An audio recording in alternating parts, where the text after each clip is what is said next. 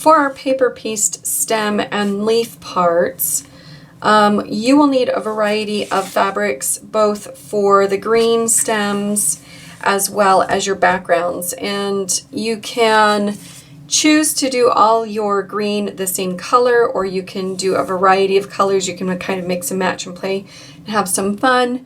But either way is fine, as well as your background pieces. They can either be scrappy, or you can use one piece for each section. So to get started, we're going to look at our pattern here, and I've got it cut out. It's labeled A1, A2, A3, A4, and if you review the paper piecing technique focus that we have in the group, you can get some great hints and tips on the process, but I'm going to show you really quick just on the leaf template and the stem template. So A1 is where we're going to start. So we need a piece that will cover that area, and that will be a green piece. So I'm going to use this fabric for my pieces. So what I'm going to do is just cut a piece that is quite large. I'm going to trim this down later, so it's going to work just fine. And then I need one piece that's going to be for the stem on the side, and it's long and skinny. So I've kind of just cut a big scrap of that. So what we're going to do first is place our piece face down, and this is going to be wrong sides up, and then we are going to place our piece, our fabric right on it, and I can pin this right now, make it secure. The next, or the next piece we're going to be adding is the A2. So if you watch the video, there is a much better explanation on this process. This is my process, and you can take it or leave it, use your own process. But after I lay it down and I have it pinned correctly, I fold the paper back and then give it a good press.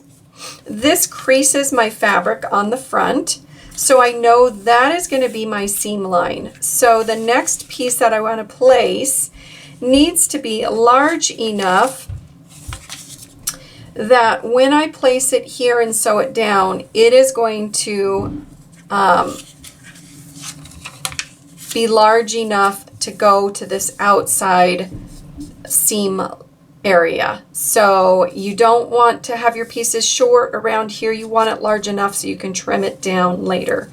So I kind of pushed it over and auditioned it a little bit. It looks great. So what I'm going to do is I'm going to leave it there, and I can pin it in place as well, just to keep it secure so it doesn't shift and move.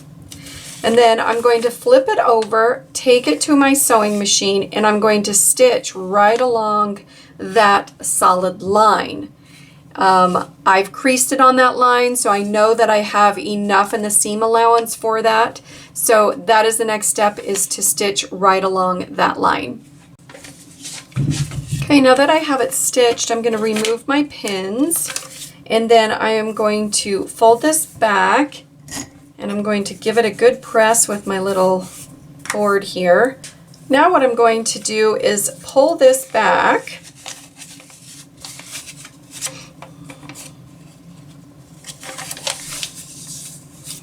So I'm going to fold the paper out of my way because I need to trim this extra fabric. It just adds too much bulk and it gives a shadow to the upper fabric, so I want to make sure that it is all trimmed away. So I'm going to trim that back. I'm going to do just a little bit more because I've got some green showing and I don't want the green showing. Just make sure that you still leave enough seam allowance that you're not going to pull that stitch out once it once the block is finished. All right, or you pull the paper away from the block. So now I need to give this a good press. All right, now that I have it all pressed and it's nice and flat, what I'm going to do is kind of fold this back again till I find my seam line or that hard line for A3, because that is my next piece that I'm going to be sewing on. So I give that a good nice crease and press, and then I fold it back. My next piece is going to be a background piece as well, and it needs to be large enough that when it gets folded back, it is covering all of the parts. So I'm going to kind of audition this, and it's not quite tall enough. I can see that it's coming across right here. So I need a longer piece than that. So I've got this piece, which would work. I'm going to place it here, and then I know this piece will be big enough. So what I'm going to do is just make sure it's past a 1/4 inch from that creased line. I'm going to pin this in place. And now I'm going to take this to my machine, and I'm going to stitch along that last folded line that I just made. All right, so I'm going to remove my pin. And with paper piecing, you really want to make sure that your stitch length is a little small, because you're going to be pulling on that paper in a little bit when we put the quilt together. So again, I fold my paper back. I'm going to measure 1/4 inch from my sewn line, and then trim off this extra green area. And I can use those pieces for later for something. Then I'm going to take my wood iron, and I'm going to press this really good. I can use my iron and press it really good. All right. All right, now that I have it all pressed, I have one more piece that I need to sew. So I know it's kind of on this edge. I'm going to fold it back until I find it. It is the A4, I believe. So I'm going to fold it back and give it a good hard press so it creases that fabric on the front. I'm going to pull it back again. And this is my stem fabric. So I'm going to grab my stem fabric, place it a 1/4 inch. So that line should be somewhere around here on that crease. And then this is my 1/4 inch seam. If I need to pin it, I can pin it in place. I do need to pin it through all the layers though. And I might want to pin it at both ends to keep it really straight, because they do tend to shift a little bit. So now I'm going to flip it over. I'm going to take it to my sewing machine, and I'm going to stitch along that line again.